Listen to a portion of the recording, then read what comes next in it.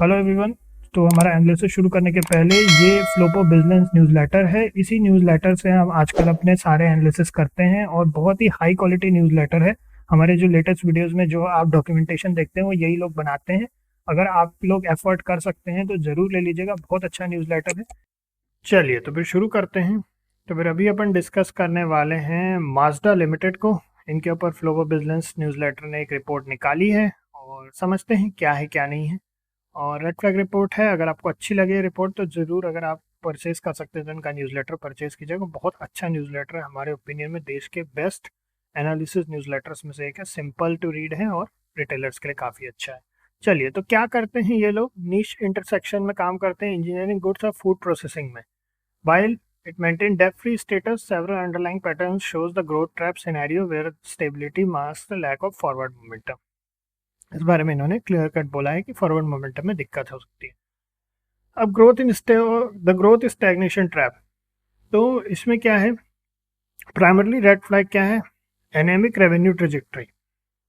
तो इसको इन्होंने ये वर्ड जो इन्होंने यूज किया, एनेमिक रेवेन्यू ट्रेजेक्ट्री। तो several years the top line growth has been remain largely flat और सिंगल और इन लो सिंगल डिजिट।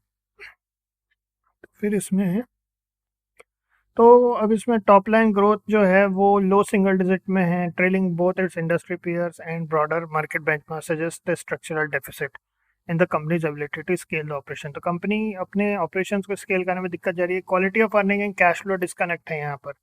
तो मिसमैच है जिसमें रिपोर्टेड अर्निंग और एक्चुअल कैश फ्लो में recent period show tightening operational cash and limits the company's ability to reinvest. ठीक। फिर institutional neglect liquidity risk है। Institutional invest F I S D I S उतना ज़्यादा इसमें वो नहीं दिखा रहे, इंटरेस्ट नहीं दिखा रहे हैं।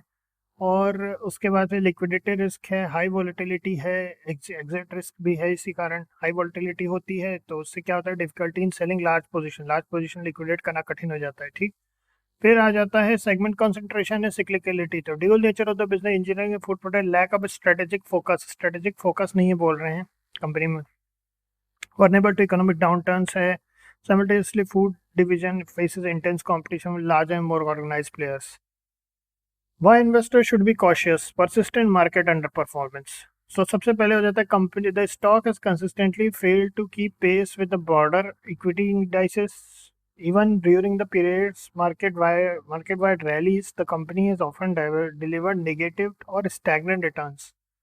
तो underperformance है, dividend सस्टेनेबिलिटी कंसर्न्स हैं, तो पे out is not consistently supported by the cash flow के हिसाब से पे आउट जो है वो भी ज़्यादातर सपोर्ट में नहीं है। तो कंपनी लाइन ऑफ पॉलिसी में पेइंग डिविडेंड, तो ये डिविडेंड तो पे आउट करते हैं, अभी अपन इसको देखेंगे क्या बोलते हैं ये, बट कंसिस्टेंट नहीं है। फिर टेक्निकल बेरिशनेस है, तो कंपनी स्टॉक है recently slipped below the long term moving average से बिलो ये ट्रेड कर रहा है अभी इन technical path. The path of least resistance is currently downward currently हो सकता है ये। Micro cap vulnerability, a micro cap entity Mazda is highly sensitive to speculative pump and dump। अब देखिए माइक्रो कैप में क्या होता है, पंप एंड डंप होने के चांस बहुत हाई होते हैं। Without a moat of significant institutional backing और high growth narrative the company remains high risk bet. तो हाई रिस्क बताया इन्होंने इसको। आ जाते हैं इस तरफ देखें तो 209 रुपये का भी चल रहा है, 1.09% से डाउन साइड है। अगर अपन यहाँ पे पीएनएल की बात करें तो year on year basis 25 crore का है, ऑपरेटिंग प्रॉफिट देखें तो 30 करोड़ का है। और यहाँ पे अपन डिविडेंड देखें तो 29% का अच्छा खासा डिविडेंड भी पे आउट किया है। कैश फ्लो की बात करें तो बोला net negative cash flow operating activity में 11 करोड़ का यहाँ पे कैश फ्लो में अगर अपन देखें, और प्रॉफिट ऑन ऑपरेशन 30 करोड़ का है, 30.95 करोड़ का। ठीक है, चलिए देखते हैं। शेयर होल्डिंग पैटर्न में देखें तो 48.58% की यहाँ पे होल्डिंग एफ आई एस की 0.13% की, डी आई एस की 0.05% की होल्डिंग है। अगर अपन यहाँ पर देखें तो अभी यहाँ डाउन साइड है, यही बात ये लोग कह रहे थे कि अभी यहाँ से डाउन साइड जाने के चांसेस हैं इसके। बट ओवरऑल फाइनेंसिस वगैरह ठीक है कंपनी के। एक अपडेटेड रिपोर्ट का वेट करेंगे, अगर इसमें से कुछ चीज़ें चेंज होती हैं। ठीक है, ओवरऑल ठीक है, फाइनेंसिस इतना कोई बहुत बड़ी प्रॉब्लम नहीं है। अगर अपन और थोड़ा सा देखें यहाँ पे अर्निंग्स की तरफ, और एक बार और देख लें, ऑपरेटिंग प्रॉफिट यहाँ पे जो है ईयर ऑन ईयर बेसिस पर देखें तो 30 करोड़ का यहाँ पे ऑपरेटिंग प्रॉफिट है,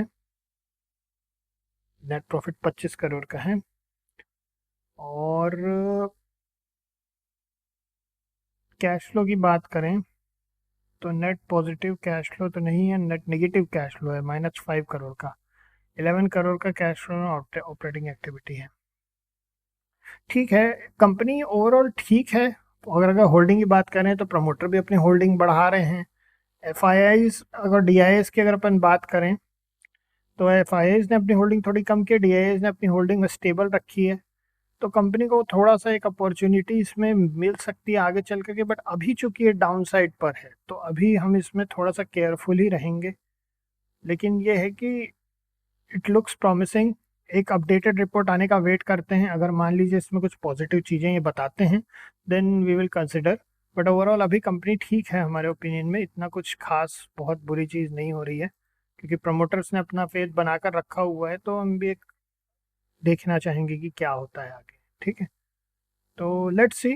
ओवरऑल और फाइनेंसिस में भी ऐसा कोई नेगेटिव ज़्यादा नहीं देखने को मिला है, लेकिन यहाँ पे जो इन्होंने बताया है हो सकता है सही हो सकता है कि टेक्निकल बेरिशनेस है, ये तो अपने को दिख गया है। ठीक है, तो इसमें अपन बहुत ज़्यादा देर तक चर्चा नहीं करेंगे। अगर आप लोगों को अच्छा लगा हो तो इनका न्यूज़लेटर ज़रूर जा करके लीजिएगा। अगर आप लोग 2200 रुपये या 2200 या 2500 ऐसा कुछ है साल का, अगर एक बार स्पेंड कर सकते हैं तो ज़रूर एक बार इनका लेकर के देखिए न्यूज़लेटर। और अगर आप मल्टी ईयर लेंगे तो ये और सस्ता हो जाता है। ठीक है, चलिए तो फिर इतना ही है, नेक्स्ट मिलते हैं फिर आप लोगों से। ओके।